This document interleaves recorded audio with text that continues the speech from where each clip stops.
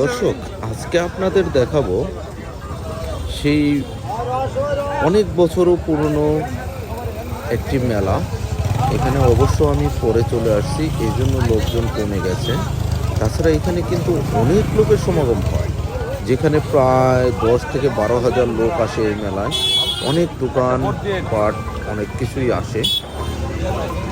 তো সেটা বিভিন্ন ধরনের দোকান আসে, যেমন ভিন্নি খয়ের পেঁয়াজু, ঝাল চানাচুর, চটপটি, তারপরে কেউ যারা কেনাকাটার জন্য মিষ্টি বিক্রি করতেছে, অনেক কিছু বিক্রি করতেছে এখানে। এই মেলাটা কিন্তু শত শত বছরের পুরনো আমার জানা মতে।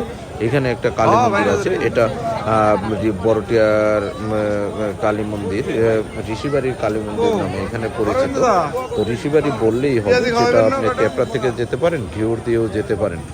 মেলাটা সম্ভবত আরও 2 দিন আছে, আপনারা চাইলে এখানে যেতে পারেন। তো এখানে যে এত পরিমাণ লোক হয় সেটা আমি নিজে চোখে না দেখলে বিশ্বাস করতে পারতাম না। এখন জাস্ট আমি রাতে ভিডিওটা করেছি বিদায়, কাজের ব্যস্ততার জন্য এখানে খালি আছে। দেখতে পাচ্ছেন বিভিন্ন পানের দোকানদার বসে আছে, ফুচকা চটপটির দোকানদার আছে। তো লোকজন এখন হালকা, আমার হাঁটতেও একটু ভালো লাগতেছে। আগে যখন ছিল অনেক বেশি, আসলে অনেক বেশি। আপনাদের আমি আরও কিছু দেখাবো। এখানে যে বিন্নি ধানে দেখেন, বিন্নি ধানের খইগুলো বিক্রি করতেছে।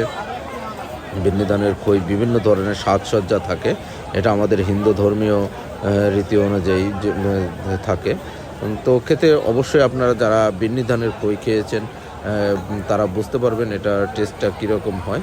সাথে গুড়ের বাতাসা থাকে, চিনি দেওয়ার বিভিন্ন হাতি ঘোড়া, এইগুলো কিন্তু আমরা ছোটোবেলায় অনেক কিনতাম মেলায় গিয়ে। কিন্তু তখন দামও কম ছিল, কিন্তু টাকার পরিমাণটাও আমাদের কম ছিল। তারপরেও আমরা মেলায় যখন যেতাম 10 টাকা 20 টাকা দিলে এটাই আমাদের কাছে অনেক কিছু ছিল এবং আমরা অনেক খুশি হতাম। কিন্তু আসলে দিনের পরিবর্তনে অনেক কিছুই পরিবর্তন হয়ে গেছে। এখন মেলায় 1000 টাকা নিয়ে গেলেও সেটা দিয়ে কিছুই কেনা যায় না, এটাই বাস্তব, এটাই সত্য। তো তারপরেও আমরা অনেক ভালো আছি, সবাই ভালো আছি।